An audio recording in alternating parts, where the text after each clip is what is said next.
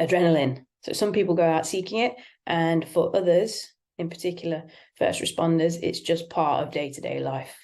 Adrenaline is your body's natural response to a high pressure, high stress situation. When it surges during an emergency, you notice your heart rate goes up, your blood pressure, and your energy supplies increase so that you have everything that you need to deal with those intense moments. But eventually, it's going to wear off. Physically, it's going to leave you exhausted. And if this is happening constantly, your adrenal glands are going to suffer. They start to decrease the hormone output, and they're not functioning as well. You may notice fatigue, muscle aches, difficulty sleeping, lowered immunity, which means you're getting sick all the time, which only exacerbates things. And then when you have these limited energy reserves, your ability to just manage that continual strain gets worse and worse and worse. And you notice it's just a slippery downward slope. Mentally, when you come down from that heightened arousal state, it takes its toll. You can feel deflated, easily frustrated, unfocused, disinterested in actually doing anything after that massive surge. And that is contrasted to your usual energized emergency state, and that can be really jarring for you. 1 minute you're up here, you're ready to go, you're in it, and the next minute you're down here. And those two things are so far apart that it can be really jarring for you.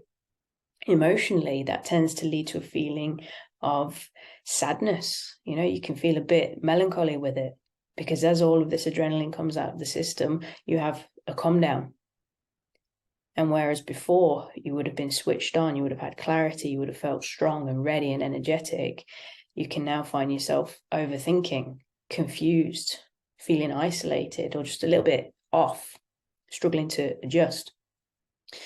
In your work, you've got to carry on regardless of this. You are needed. You have to do your work regardless of the mental and physical depletion. But performing at your best when you're under such high fatigue states is difficult. If your morale is low and your judgment is off and your coordination and your physical body is not performing as well, you're going to struggle, which means, of course, your work performance struggles.